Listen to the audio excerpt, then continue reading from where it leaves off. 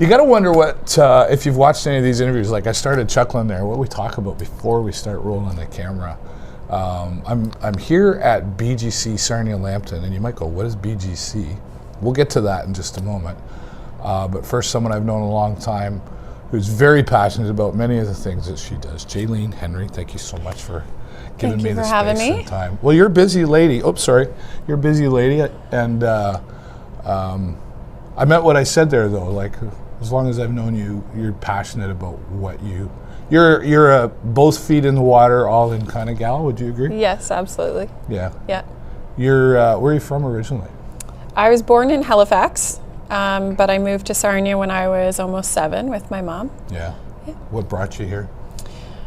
Oh, my mom and my dad had split up when I was 3, and Okay. my mom's family was from Sarnia, so she waited till I was a little bit older. She could communicate that to me while we were leaving, and we sold our belongings and got on a train and moved into a 1-bedroom apartment in the south end of Sarnia with my grandma. Wow. So single mom. Yep. And, that was a couple of years ago. Yeah. So different times for, like, we hear the words single mom today and we go, oh yeah. Back then it was a different response, wasn't it? Yeah, I don't think it was as widely known or talked about, or it was looked at in a different light. But my mom always worked to support me. My grandma was there to help us out when we moved here and didn't have a place to go. We eventually got our own place, my mom and I. Yeah. But yeah, it's more rare now to see couples still together, or a dual parent household. Right. Absolutely. Yeah. Yeah. And that's and that's something that's connected to you tremendously is helping youth, and you've done that in different aspects, but because you were at Rebound before, I think. Yeah, I worked at the Hub for a couple years at Rebound, and prior to that, I actually, when I graduated from the Child and Youth Worker program, I did move back out to Nova Scotia for a year. Oh, okay. And I worked they have what's called Homebridge Youth Society out there. It's a series of group homes, so there were 5 group homes that I worked in out there.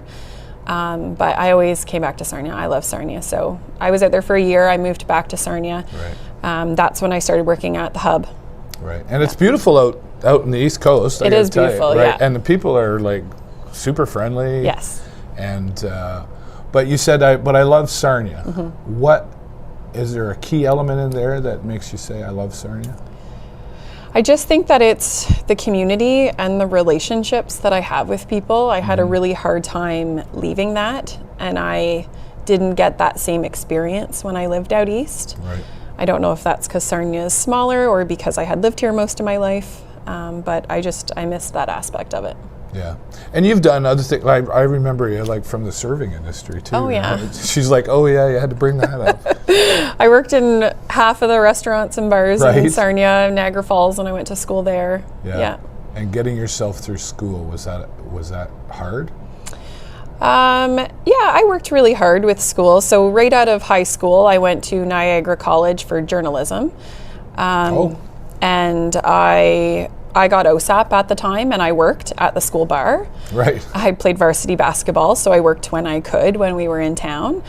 And then I worked and paid off my OSAP myself. Yeah. But then in my mid-20s, I had moved back to Sarnia. I decided to go back to school.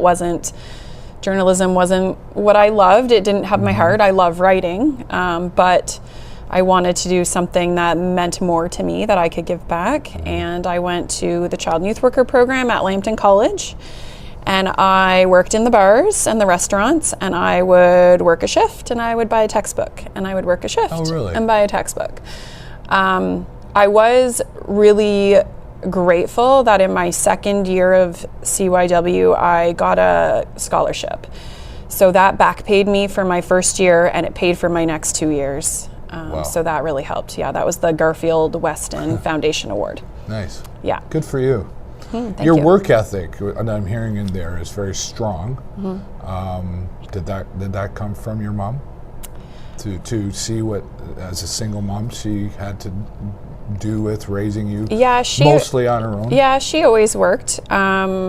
She worked when we first moved to Sarnia and lived in that one bedroom with my grandma. She worked at the White Knight, East Lane Plaza, dating myself, or my mom. And then she ended up getting a job with Pro Concrete, and she worked there till her retirement. Okay. So they were a really great company. They were really small, and yeah, I just knew that we struggled when I was little, and I didn't want to struggle as an adult, and I didn't want my kids to know that struggle either.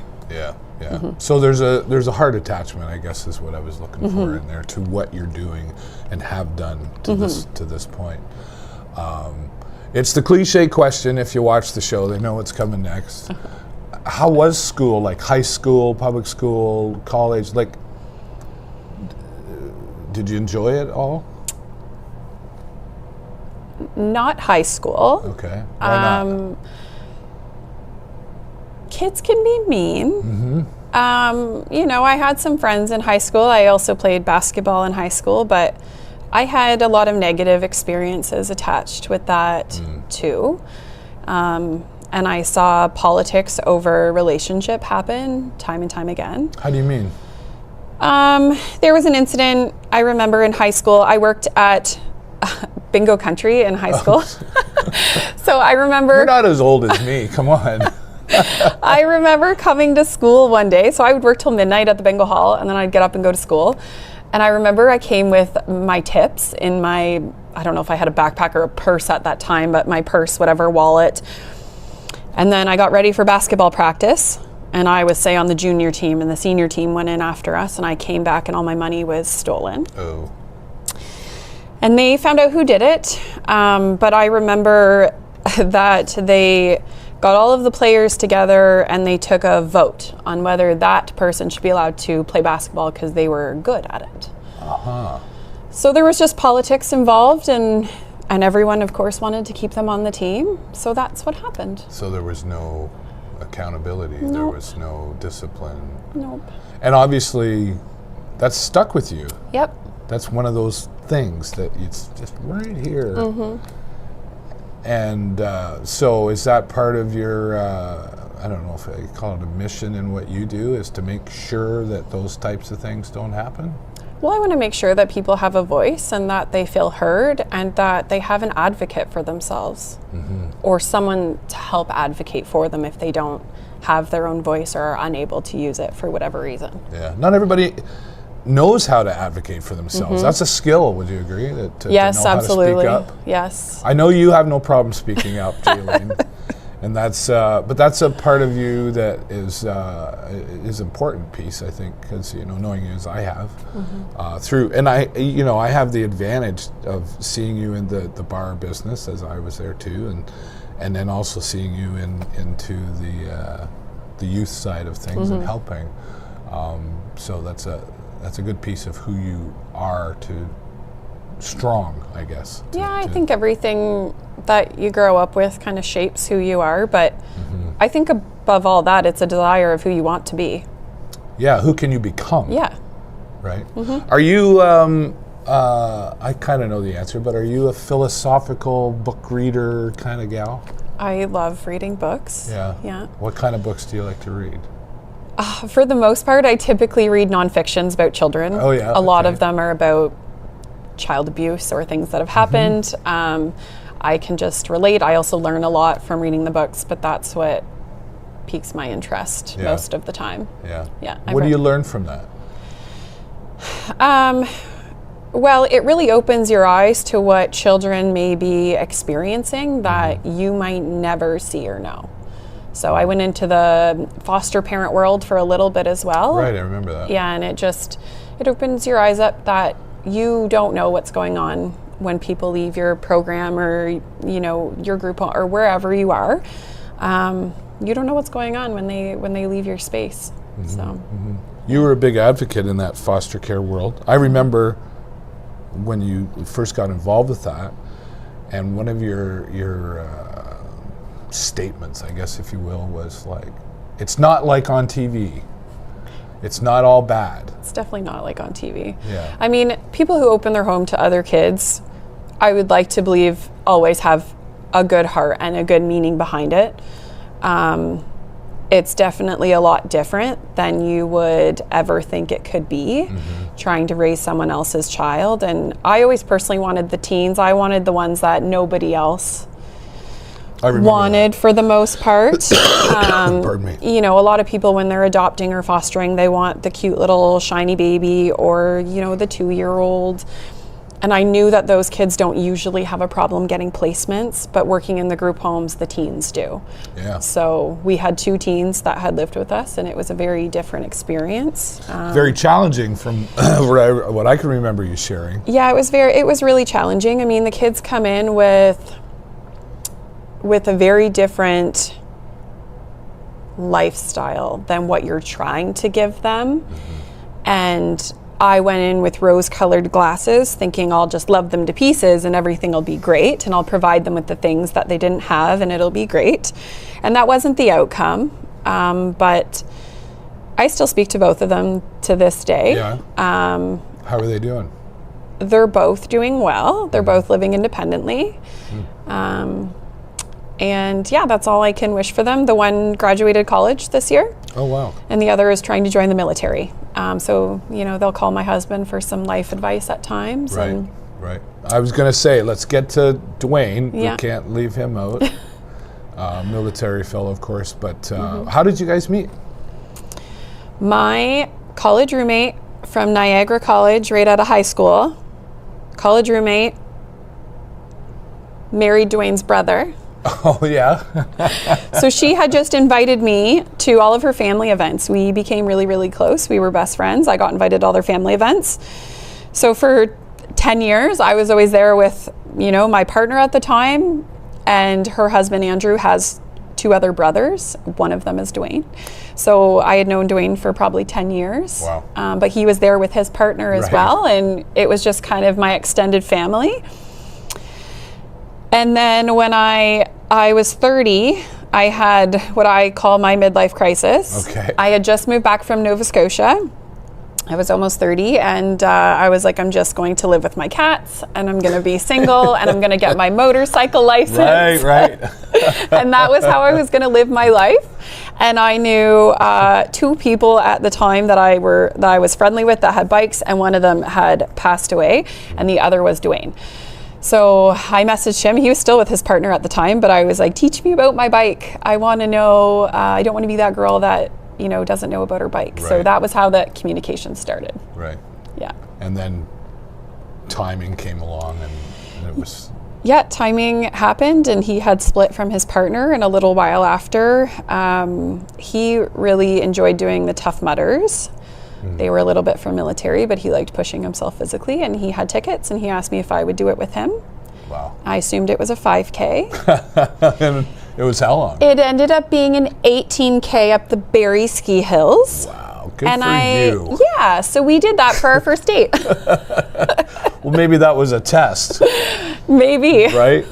And you've been together ever since. And, yeah, since 2016. Yeah, right. And coming out of that, you've got 2 young boys, right? What are their names? Yeah, Everett is 6 and Cade is 4. Yeah, right. And in the time that you were foster parents, you had Everett, and Cade was fairly young. Yeah, still. our last foster kiddo moved out when Cade was a couple months old. Right. Yeah. Right. So challenging. Like, did you ever struggle with? I know for me it'd be a struggle, even though I'd consciously be saying, okay, I have to treat them all the same.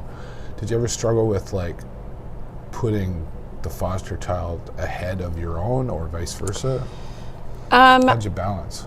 Well, I think I probably did quite a bit in the beginning, trying to get to know them, for them to get to know us, and to feel like they were. I always wanted them to feel like they were a part of our family. Right. So I never segregated our kids versus our foster kids. They were, if we did something as a family, they were always included, if they wanted to be. It did become a little bit of a struggle with certain behaviors that teenagers would naturally have, and going to certain family events. Also with the challenges that came with them, with certain, disabilities that they might have. Certain family events were challenges for them. Family events were really overwhelming for them. Why is that? Probably because they weren't used to it. They haven't had a consistent family, or it just looked different from what they were used to. We were, you know, when you haven't had something your whole life and you're 16, 17 years old, and we try to put you in this kumbaya Christmas moment and with all the extended family and aunts and uncles and cousins. And everybody getting along and loving each other. Right. And I think it's just really overwhelming for them. And out of that might come certain behaviors as well. And do you and Dwayne, do you feel like you had the result you were looking for? No, because our envision was that they would stay with us as our children would, and they moved out into independent living. It didn't quite end that way. Right. But I think we did the best we could in that time. And also in that time, we realized that our 6-year-old had some special needs himself. So his needs got a lot higher than we had anticipated a neurotypical child needs being. And I really think that our attention just needed to shift to him a little bit more. But you said that, you know, you still talk to both of them. We do. They're both doing well. Yeah. So, I mean, there must be some self-satisfaction that you've had a positive impact on these two lives. Well, yeah, we'd like to believe so. And I like that we still have that relationship and I can continue to check in on them and wish them happy birthday. Right. Maybe you'll get invited to a wedding someday. Maybe. Right. Are they still in the area then, or? One of them is in the area. One of them lives probably about 2 hours out of town, but they'll take the train to Sarnia or Chatham and we'll go and pick them up. We'll have lunch with them. Oh, nice. Yeah, every so often. And right. So it's a two-way conversation still going on. It's this, Yeah. Okay. Yeah. Well, good for you for taking that on, because that's it's, no, seriously, Jaylene, like I think it's a special kind of person to do that and do it genuinely. Yeah. Because like you say, that a lot of people want the little babies and stuff, and sometimes maybe that's a little self-serving. You know, maybe they don't have kids of their own or whatever. And so for you to do that, way to go. And let's talk a little bit more about Dwayne. He's a military guy. Yeah. And that's, is that one like on TV? No. Away a lot? Well, away a lot, yes. Dwayne has been a reservist since he was 17 years old. Yeah. He's done a couple deployments. And right now he's a sergeant with the 1st Hussars. Yeah. And right now he enjoys teaching courses or going on course to enhance his skills or his knowledge. So that does take him away from home a little bit. Yeah. And he I don't know if we can say it all out loud. He might have to swear us in or something, but he's very involved in the military, and where does that come from for him? Is that in his family or he just? Well, his dad worked for GM. He built the military tanks for GM. Wow. But I think Dwayne always joined the military because he wanted to become a police officer. Right. Was how it started. That's what he took in college, and I think he thought that would help him get in. Right. Yeah. And what does he do now? He now works for the CBSA at the border. He's an officer at the border. He's still a sergeant with the Army, and then he also is a volunteer firefighter with the Plimpton, Wyoming Fire Department. Yeah, fantastic, right? Well, thank you, Dwayne, for your service. I know I've said that to him in person before, but I think it can't be heard enough. Wouldn't be me, that's for sure. So busy, because you're busy, he's super busy, and you've got 2 young boys, and one, Everett, really has special needs. And I know you shared that with me, and I've witnessed some of it, but can you share with everybody what exactly that is? Yeah, from probably about 1.5 years old, I knew that Everett would have a diagnosis. I just noticed that he wasn't kind of the same as every other kid in my life that I had known. How so? He was like a chaotic tornado at all times. Oh, wow. I used to try to describe him if people asked, put you in a small square room with those little bouncy balls, and if you just whipped it as hard as you could against the wall, that was my son. Wow. So I knew very early on that there were certain things about him. I just queried on my own whether it was autism or ADHD for sure was in the picture. He had certain autistic traits that we were looking at. But I got told for the next year that he's just a rough and tumble little boy, and you just don't see that very often anymore. He would, there were no safety concerns. Like, he had no fear. He lacked in certain social cues. He was delayed with speaking. But he would not stop running or jumping, or like that did not stop ever. So I know, I chased him one day. Oh my goodness, literally. Yeah, he's a lot. Yeah. And then it kind of evolved from there. I did reach out to a local agency in the beginning and asked for some supports. We were denied initially. I called back a year later when he was roughly 3, and we were helped at that time, and that's kind of where our journey to getting him some support and some additional diagnoses started. So what is the diagnosis? So currently, whatever? Currently he sits with really severe ADHD. He has intermittent explosive disorder. Mm-hmm. He has anxiety and OCD traits. Wow. Put them all together. Right? Right. Yeah, it's a lot. What we struggle with most currently is, so OCD they call sticky thoughts in little kids, so he has sticky thoughts. Mm-hmm. If he believes that something should be a certain way in his mind, or these are the rules, it's very black and white, and if it does not go that way, he just cannot function. And then the intermittent explosive disorder comes into play, and he's immediately frustrated or angry. Something as simple as like doing up his seatbelt in the car. If he can't get that the very first time, he immediately is angry. Wow. Yeah, he just doesn't have that ability to kind of regulate or cope like a neurotypical kiddo would. Mm-hmm. Yeah. That's got to be hard on him, obviously, but that's got to be difficult as a parent to watch. Yeah. Knowing that maybe you don't have any control over these things. Yeah, it's really hard seeing him like that. Anger in there, right?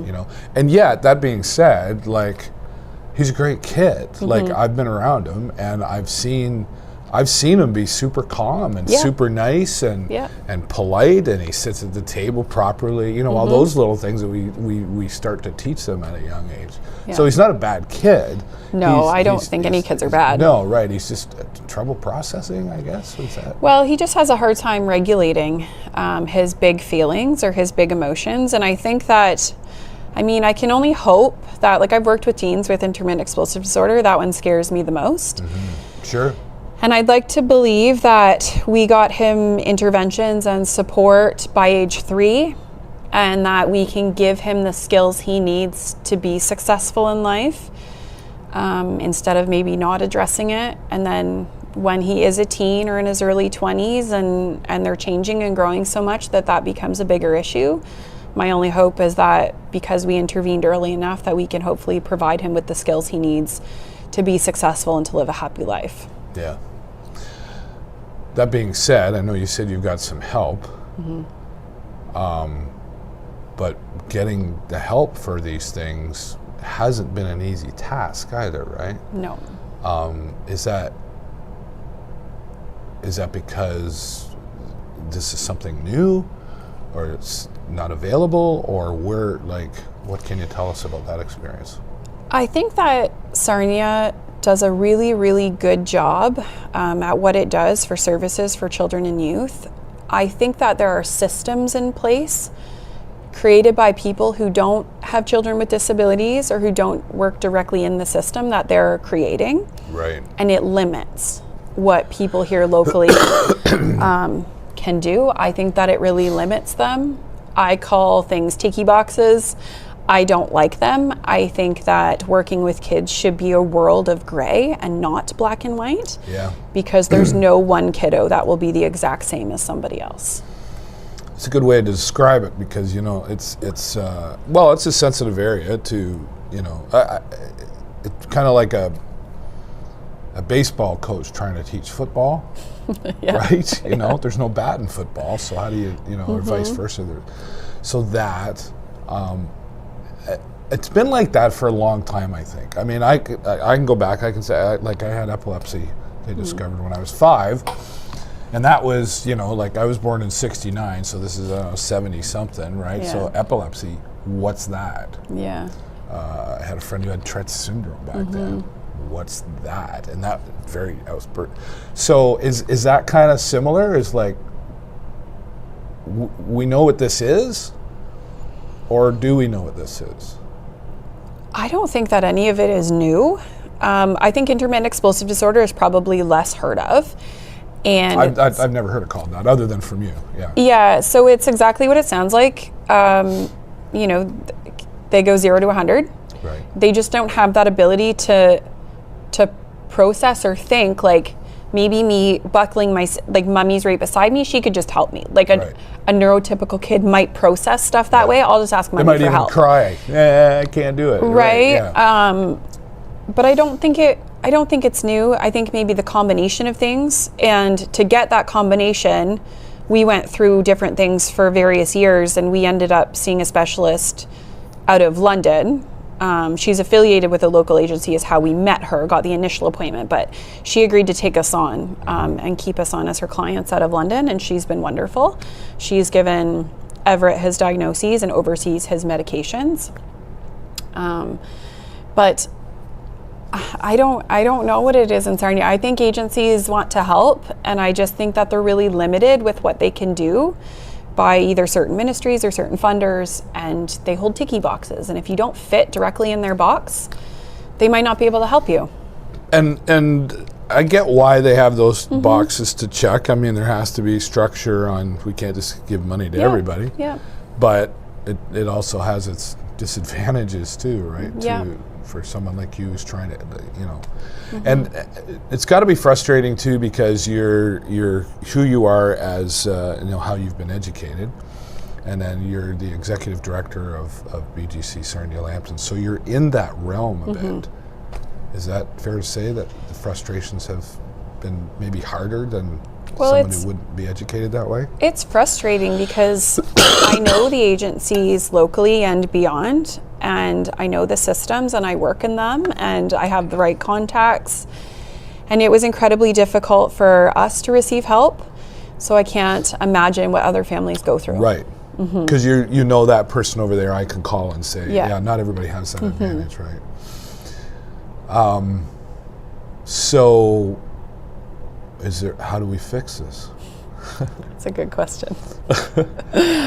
Well, I gave a little speech recently at a luncheon, and that's kind of what I took the opportunity to talk about, was that change starts with whomever in the agency wants to create change.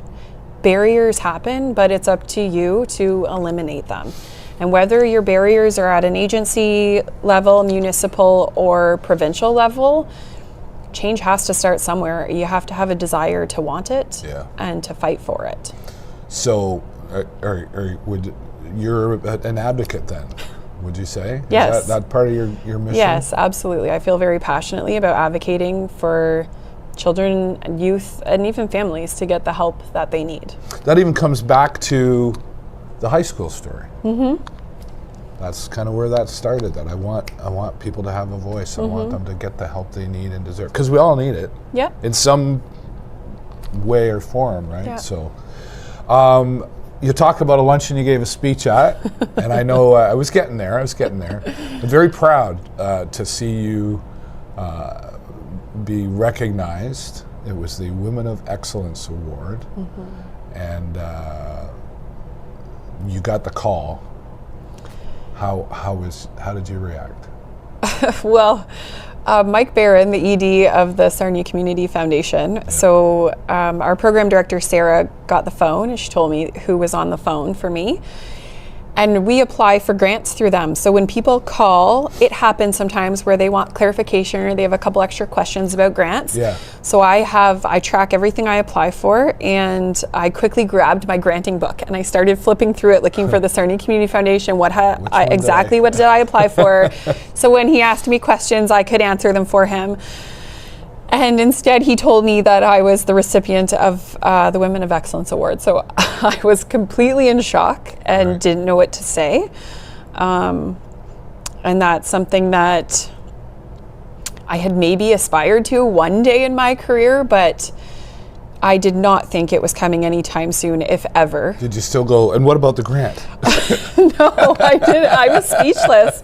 Yeah. I was really speechless after he told me that. And I really couldn't get my words out in the moment other than to say thank you. And I really sat with it and processed it for quite a while. And it was just such an honor.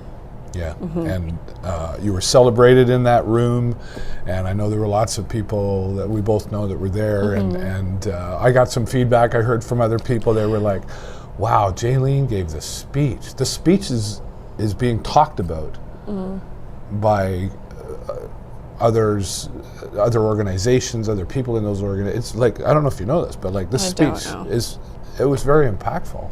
I'm sad that I missed it, right? Where was my invite? No, I'm just kidding. But it's being talked about. I've had different people go, wow, that speech the other day. Yeah, I was at the Surf and Turf not too long ago, and somebody else there said, well, yeah, I was there for that. Wow, that was incredible. Was that your intent? To have that hard impact? Talk about what was in that speech. So I met with Mike prior to and asked some boundaries. How long do I have? And when he told me 90 seconds, I was like, okay, I can go up there and thank, I had invited 7 people to sit at our table who have all made impacts in my life. And I was like, I can thank them and I can talk about my degrees or my accomplishments or like the things I've done. And I was like, good for you. Right? That's not my style. And that's not what I wanted to get out there to whomever was listening. And so I was like, how can I create impact or even a tiny ounce of change in 90 seconds? Mike didn't hook me off the stage. I took probably 3 minutes, probably more because I was crying or trying not to cry. They tell you 90 seconds because they know you're going to take 5. It was probably 5 with I had to stop speaking a couple times, try not to cry. But so I'm a child and youth worker at heart. That's always what I'll be. So of course I had an activity for every table. So before everyone arrived, I put a basket on the table and there were different items in it. Anything that could create a straight line. So there were balloons, toothpicks, popsicle sticks, nail files, zip ties, like anything that was straight, I put them in a basket at the table. And I started off by saying, before I get started, I'd like you to pick 4 items out of the basket and make a box. And then I continued speaking and I told a couple things that have happened here at BGC or in my own life to where children experienced things that they shouldn't and families have gone through things that they shouldn't. And the whole premise was that they deserve better. And then I also said a couple times throughout, this is from the fostering world, but I think it translates to everything. If not you, then who? If you're not going to do it, don't stand around and wait for the next person to do it because they'll think the same thing and change will never occur. So we had 50-year-old policies at BGC when I started, and I inherited ticky boxes. I inherited squares that children were supposed to fit in and families were supposed to fit in. And if they didn't fit in them, we would tell them no.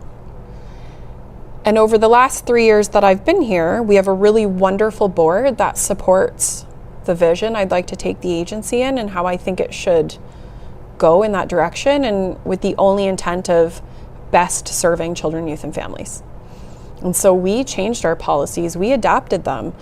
If there's a gray area... So you said from 50 years ago? BGC has been around for 50 years. Right. I'm sure they've adapted and changed the policies over 50 years. But I mean, I inherited the set of, wherever your ticky boxes come from, there's that set of policies that you're expected to abide by. I came in with that too. I'm no different than anyone else at an agency. But I had a vision to change it and got the board on board, worked with the staff and the people who are working frontline with our children, youth, and families. And how can we best serve them? I'm not going to shove a kid into our ticky box and say no to a family when we can help them. Right. We're not going out of our mandate. We're just doing the best job we can do. So in this speech, I kind of talked a little bit about that, and I ended with that square that you made, take one side away, pull one item up, and you've just taken the first step to remove that barrier for that family.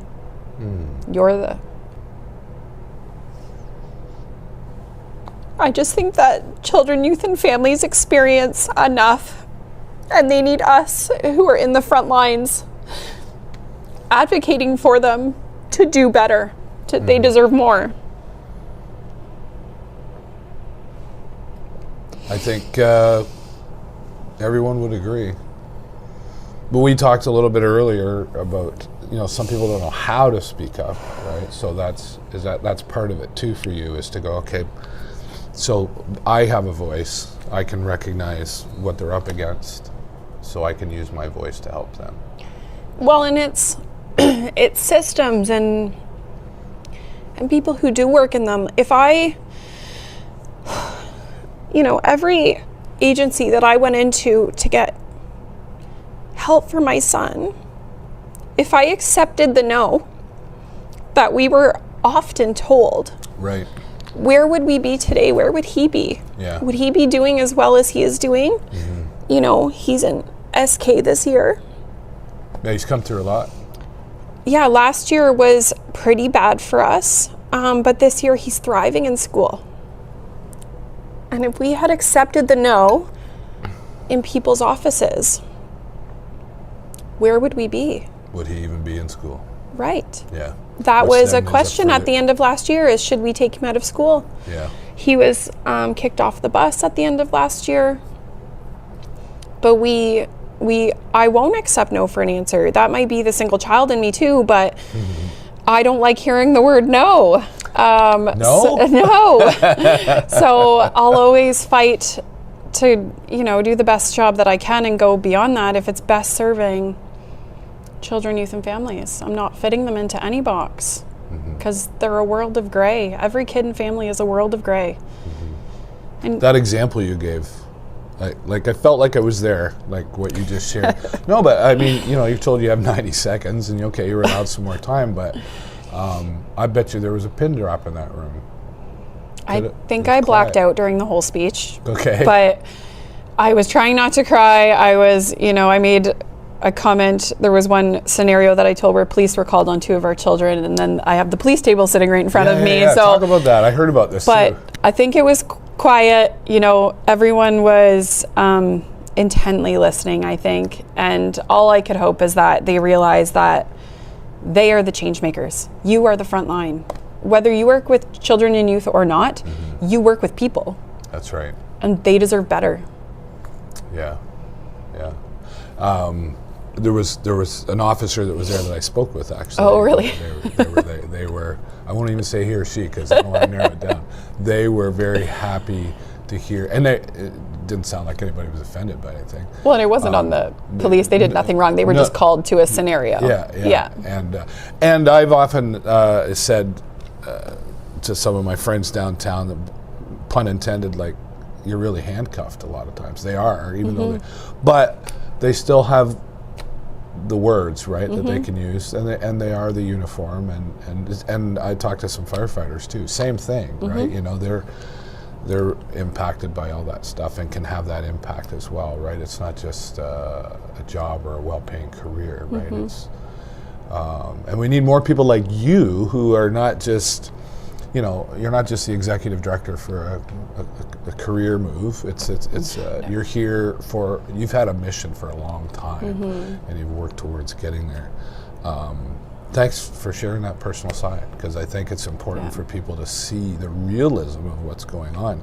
And BGC Sarnia-Lambton, okay, it's called BGC, formerly Boys and Girls Club, right? Yeah. Okay. And that was just to be more inclusive. Yeah, the federation nationally changed the name. It's BGC Town You Live In. Fair but enough. we've been known as the Boys and Girls Club for 125 years, actually. And one of Sarnia's best kept secret, unfortunately. Like I think I know you probably get mixed up with some other organizations. We do, sometimes. I know, but not intentionally. I've done it, just a Freudian slip. But I want to go back to a piece where you said you don't like no. You don't like hearing no, but you don't like to say no to people either. No, I don't. And I've heard you eavesdropping on conversations where you've said, no, we're not saying no to that family. I don't know where the money's going to come from. We're just going to figure it out. And that's part of your mission here at BGC Sarnia-Lambton. Yeah, it's probably not the best business model that we came in with, but that's kind of how I operate. I stay within our mission and mandate and our values, and that's what we're doing. Yeah. And if I need to go find money elsewhere, then I'll do that.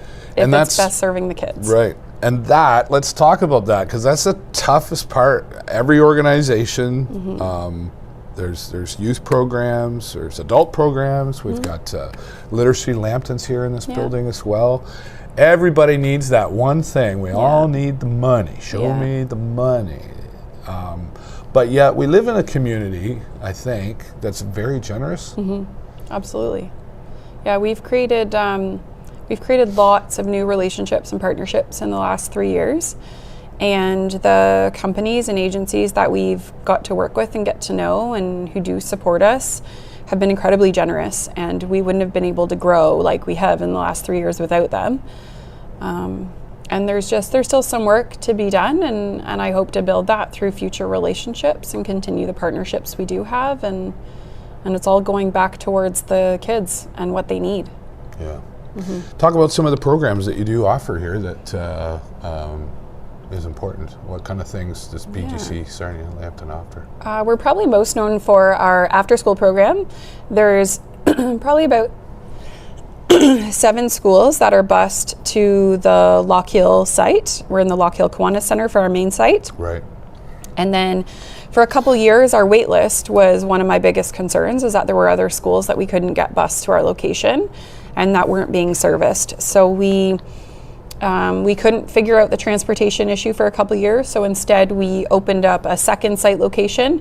We're currently in St. Luke's United Church, and we can service 2 other schools to that site location that couldn't get bused here. And we're working on a county location for after school right now, actually, to hopefully open up in the fall. And that will be out in Forest. That's our goal. Is that kind of touching on the rural area, which transportation, it's not like here where we can hop on a bus and go around. Well, and we did a community needs assessment last year out in Forest, and it was identified that there was a need for after school out there, and we're just hoping to be able to provide that. We're just looking for a space right now to house us.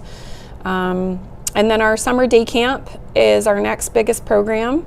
We started with one site with 60 kids a day, and we now have 90 kids a day here at this location at the Lockhill Kiwanis Center. We have 30 more children a day at St. Luke's, and then we run a specialized camp out in Forest called Camp Food Nation, where we have 20 kids a day out there as well. Wow. And everybody needs to know about this. Like I said, like it's one of the Sarnia's secrets that I never knew. You know, like I know you just celebrated BGC Kids Day. Club Day, yeah. Or Club Day, yeah. Thanks. And I think this was my 3rd or 4th year coming to that, and the first year I was like, yeah, sure, Jaylene, I'll help you, right? Yeah, of course, friends, right? But then the next year I was like, okay, and then like this year, I really saw the growth in it from the first year I was here, you know, and I was just looking around, and I mean, thank God Mother Nature showed up, and but I was just looking around and going, there was 150 anyway, probably more. I'd say closer to 200 kids running around out here. The face painting, you had the library was here. Like there was a lot of community partners that were involved, and they were all having a whole lot of fun. They were screaming and yelling as kids, right? That's been a great success to celebrate of what BGC Sarnia-Lambton's done at the same time, right? Yeah, it's an incredible day. It's celebrated nationally across Canada, and it's the first Friday in June every year. It's called BGC Club Day. And when I first started 3 years ago, I started in April. So in 2 months, I threw together the first club day. Right. We had about 30 kids attend. Yep. We had a couple vendors, and it was great. Now 4 years later, we have roughly 150 kids come the last 2 years. We had 22 vendors this year. Right. And they all offer free activities or something for the kids, just to celebrate them being club kids and their mental health. And I think it's a great day. Yeah. And it just, it's just a day to celebrate them. Yeah. And who they are. The face painting is always popular for sure, but Yeah. I wanted to mention, like even Planet Fitness was here. Yeah, 'Cause they're a fitness, national partner. right? And fitness, it was great to see. I was talking Yeah. to, I think it was Kathy, the couple that was here from Planet Fit representing, and we talked about how physical health and mental health actually work together. Right? If they don't, the brain or the head doesn't know the difference between the body, right? Yeah. And I think we forget a lot about that. So it's great. I mean, what a better partner than Planet Fitness for that. And Sam's Scales and Tails. Sorry, Sam. She's just a doll. I remember last year she talked me into holding the turtle, Sheldon, the turtle. Yeah, Sheldon. And Sheldon was back again this year. She's Yeah. like, oh yeah, I got to get another picture. And then I was holding a lizard of some sort. Yeah. I don't know what it was called. Ruby, I think, was the Yeah. name. And that's just cool, right? To be able to have that kind of thing here. Yeah. And like you say, the Lambton County Library was here. Yeah. And like, There were lots, yeah. it just, like you said, 22, and they're like, you're going to need a bigger, you won't be able to have it here next year, Jaylene. know. You're going to need a bigger spot. I know. Yeah. Yeah. Congratulations on the Thank success you. of that. And I know, I mean, your leadership is a big part of it, but I know you do have a board and you do have people. You've got quite a team going on here. Yeah. Talk about them. Yeah, our board kind of came along with me. I was a member of the board years ago. That's how I kind of got involved with BGC, but the board kind of started around the same time that I did, and we're just this fall reaching capacity for our board right now until new terms come into play. And they've been incredible in seeing the vision and the growth that we had envisioned. And I sometimes have, pie in the sky ideas, and I'm a little impulsive, and I just want to do everything for the kids and the families. So they're really good at navigating that and reeling me in when I need to be reeled in, and then also seeing the potential for that service for them.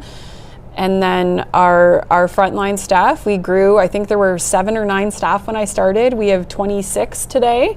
Amazing. And like none of it could happen without them. They run everything frontlines. So they hear my vision and they contribute to what people are experiencing or having a hard time with frontline.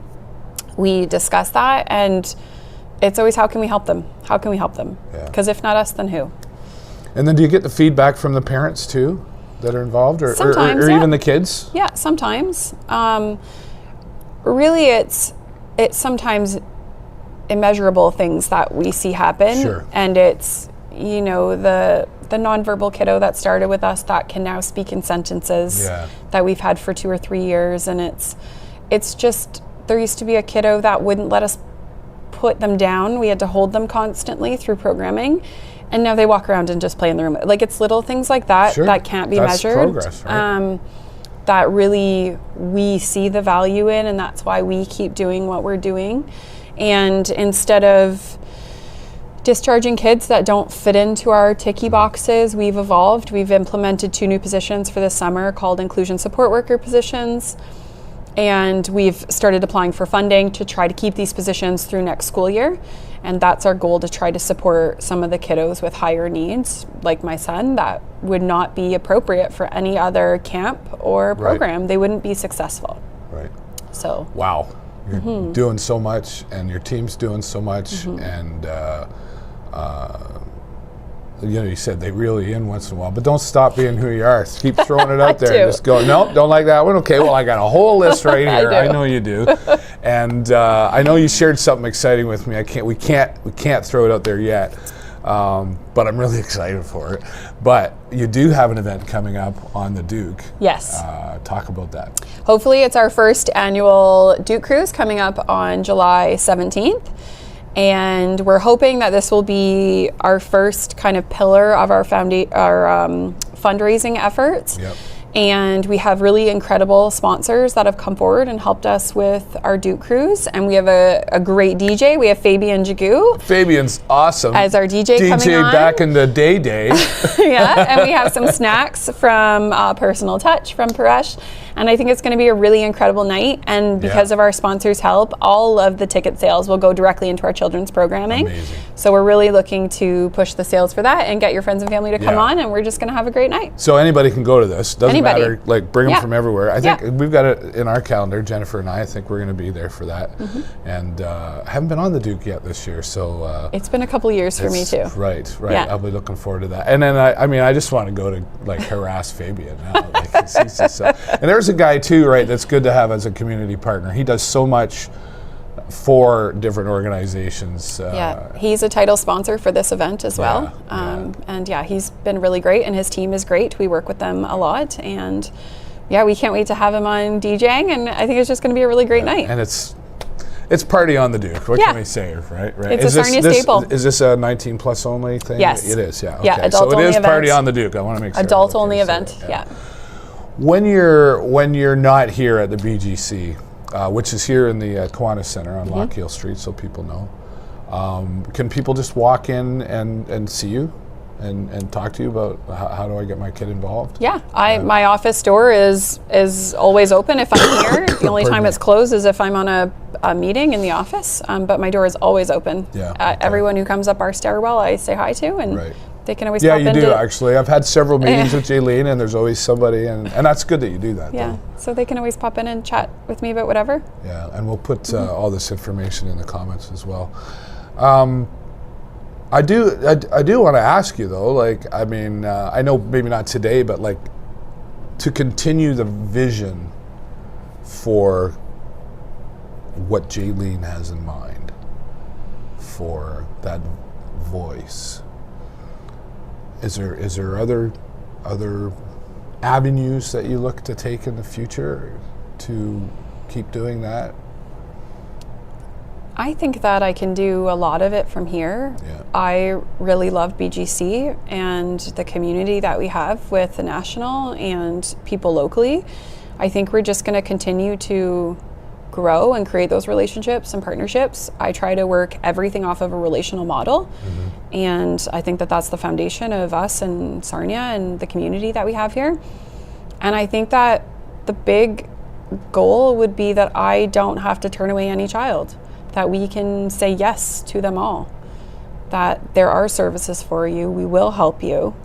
There's no reason why we have to turn you away, no matter what your needs are. Right now, we've already put into play that no matter what your financial need is, you can still attend here. And it's just some of those where the inclusion support workers will come into play, and we'll pilot that program this summer and see how that goes. But they've already started for the month of June, and it's already going really, really well. But our goal is that we can say yes to every kid. Thanks for being the voice, Jaylene. Thanks for doing what you do here at BGC and beyond. Honestly, there's so much more that we haven't even talked about that I know we could, but and I don't have, my children are grown and stuff, but I've talked to you about my kids here and there, and you've always been a good ear for that, and I agree. I think you're in the right space to do what you're trying to accomplish. And if I know the Jaylene that I know, you're just getting started. Like you're just like, there's so much more. I wish I could just snap my fingers and it'd be done. But I think you keep going and you keep aligning yourself with the right people too, right? You're getting there, and I hope you've sat back and looked, like, you talk about having only 30 kids here to 150-ish. Next year could be 300 or more, right? Because I think there's still so many children out there that aren't getting the help they need. And well, BGC BGC in general, when we started, had about 150 kids. We have over 2,300 now that attend all of our programs for the year.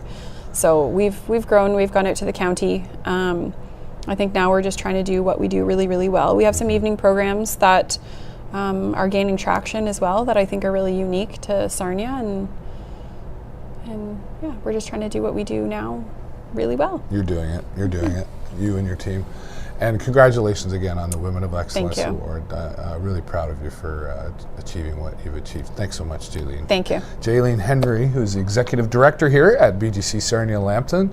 We're going to make sure you know who that is. And don't forget, the Duke Cruise is coming up. Should be up on your screen there now.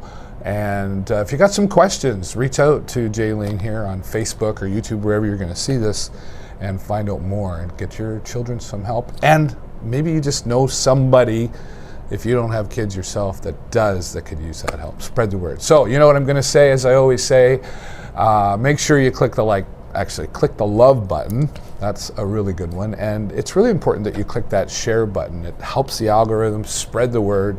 We can share Jaylene's story and BGC Sarnia-Lambton. But as always, that's all the time I got for you this week. Have a great week and an even better weekend. We will see you next time right here on the show.